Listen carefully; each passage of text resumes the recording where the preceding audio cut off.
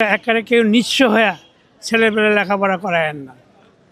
আমার অনুরোধ, একেবারে নিঃস্ব হয়ে 1 নম্বর লেখাপড়া করায়েন না। 2 নম্বর হইল যে একটা স্বপ্ন দেখে না যে ছেলে বড় হইলে ভালো বড় বড় স্কুলে লেখাপড়া করাইলে ছেলে বাপ মায়ের ডাকবে, এইটা কইরেন না। এটা তার জ্যান্ত প্রমাণ আমি। ছেলে একটাই, ওর কষ্ট লাগে না।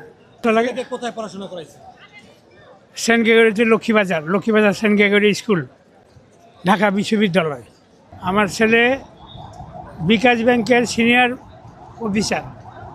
এখনও বিয়া শাদি করে নাই, আমি এখন বিয়া শাদি করবো। বিয়া শাদি করে নিই, তারপর পরে দেখা যাবে। আমার জিজ্ঞেস করে না। আমার খারাপ লাগে, মানে আমি রাস্তাতে কাঁদছি, বিভিন্ন জায়গায় গেছি।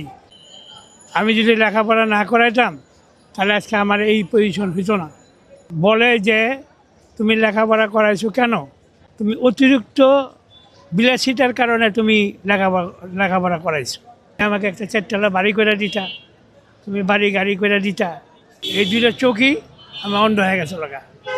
অনেক হাতে পায়ে ধুইরা এই চোখটা একদম বাদ। এইটাতে একটু দেখি। প্রথম দিকে আমি আমার ব্যবসা বাণিজ্য পত্রিকার ব্যবসা করতাম। শাহজাহানহাট পুলিশ বক্সের সামনে, প্রথম আলো, ডেইলি স্টার, তারপরে এই বিভিন্ন ধরনের পত্রিকা। এখানে 50 বছর ব্যবসা করছি। আমার বিভিন্ন ধরনের রোগ টোগ হওয়ার পর আমাকে আর কেউ সহযোগিতা করে না। ছেলেটারে পড়াইছি, ছেলে বলে যে তুমি এতদূর পর্যন্ত লেখাপড়া করাইছো কেন?